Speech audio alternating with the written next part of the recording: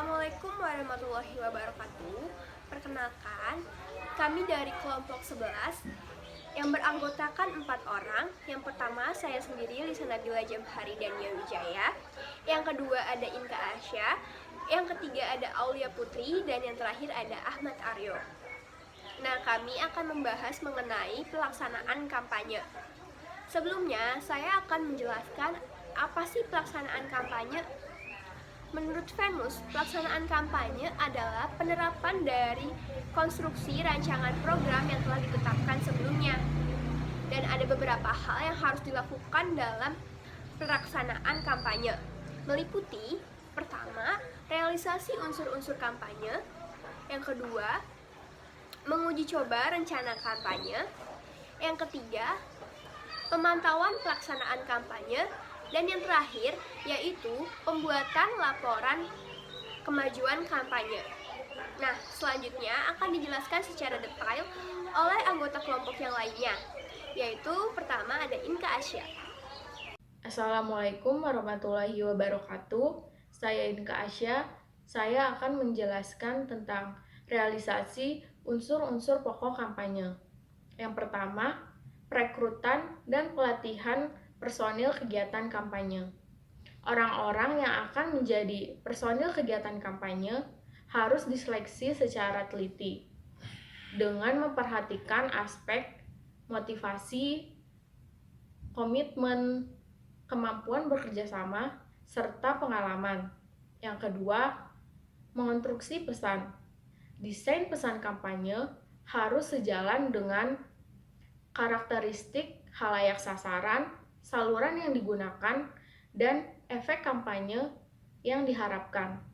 Yang ketiga, menyeleksi penyampai pesan kampanye. Menentukan siapa yang akan menyampaikan pesan kampanye sangatlah penting, karena merekalah yang akan berhubungan langsung dengan publik. Yang keempat, menyeleksi saluran kampanye. Beberapa faktor pokok yang perlu dipertimbangkan dalam pemilihan media kampanye diantaranya jangkauan media, tipe dan ukuran besarnya khalayak, biaya, waktu, dan tujuan, serta objek kampanye. Assalamualaikum warahmatullahi wabarakatuh. Nama saya Aulia Putri Milenia. Saya akan melanjutkan materi yang sebelumnya sudah dijelaskan oleh Inka, yaitu ada uji coba rencana kampanye. Pada tahap ini kita menyusun strategi untuk kampanye, yaitu pesan apa yang ingin kita sampaikan, media apa yang ingin kita gunakan, dan lain-lain. Lewat uji coba ini, kita akan memperoleh gambaran tentang respon awal sebagian khalayak sasaran terhadap pesan-pesan kampanye. Respon ini pada gilirannya akan digunakan sebagai pembanding ketika melakukan evaluasi proses dan akhir kampanye. Lalu ada tahap tindakan dan pemantauan kampanye. Sebagai sebuah kegiatan yang terprogram dan direncanakan dengan baik, maka segala tindakan dalam kampanye harus terpantau agar tidak keluar dari arah yang telah ditetapkan. Maka dari itu, kita harus memahami betul bahwa kampanye yang kita lakukan tidak bersifat kaku dan parsial, melainkan bersifat adaptif, antisipasif, dan integratif, dan juga berorientasi pada pemecahan masalah. Lalu ada unsur yang terakhir, yaitu unsur laporan kemajuan. Pada unsur ini, pelaksanaan kampanye atau penjadwalan laporan yang juga bisa disebut progress report, yaitu laporan merupakan dokumen yang sangat penting dan juga berguna bagi manajer maupun pelaksana kampanye secara keseluruhan. Dalam laporan kemajuan umumnya itu memuat data dan juga fakta tentang berbagai hal yang telah dilakukan selama masa kampanye. Selanjutnya materi akan dijelaskan oleh Aryo. Perkenalkan, nama saya Ahmad Aryo Chandribowo. Di sini saya melanjutkan presentasi dari Aulia Putri tentang laporan kemajuan. Selain yang telah disampaikan oleh Aulia Putri, menurut Newson, Scott, and Turk dalam Ruslan, mengatakan berdasarkan model kampanye organisasi yang sukses dalam menerapkan program-program aktivitas perusahaan secara efektif adalah melalui tahapan sebagai berikut.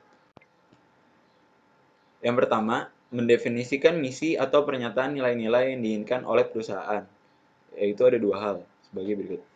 Pertama, merupakan kepentingan utama untuk mengkomunikasikan pesan-pesan tentang keberadaan suatu organisasi melalui kegiatan operasional perusahaan yang mampu mempengaruhi persepsi publiknya.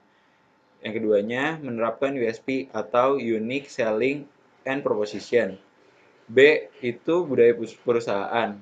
Artinya, budaya perusahaan mengkomunikasikan nilai-nilai budaya perusahaan yang mampu menampilkan message atau pesan tertentu melalui media komunikasi, kampanye iklan promosi korporat, publikasi, dan pemberitaan bernilai positif yang disiarkan ke berbagai media massa sebagai upaya menciptakan citra dengan menampilkan reputasi perusahaan secara baik. Selanjutnya, menampilkan kemampuan pelayanan dan kinerja tim kerja profesional yang mengacu pada nilai-nilai budaya organisasi. Ketiga, atau C, adalah membangun hubungan publik yang positif. Dan yang terakhir, yang D, adalah reputasi perusahaan. Kampanye produk harus mewakili citra perusahaannya sehingga dirancang dan dikembangkan sedemikian rupa oleh pihak public relation-nya yang sesuai dengan isu-isu yang sedang menjadi perhatian publik dengan tujuan memecahkan suatu persoalan atau bahkan mengoreksi atau memperbaiki keadaan tertentu. Kesimpulannya adalah hal yang harus diperhatikan untuk memaksimalkan pelaksanaan kampanye adalah pemilihan anggota, konstruksi pesan yang disampaikan, dan yang menyampaikan pesan tersebut, serta menampilkan budaya-budaya perusahaan yang positif agar mendapatkan feedback yang positif juga dari audiens atau target audiens.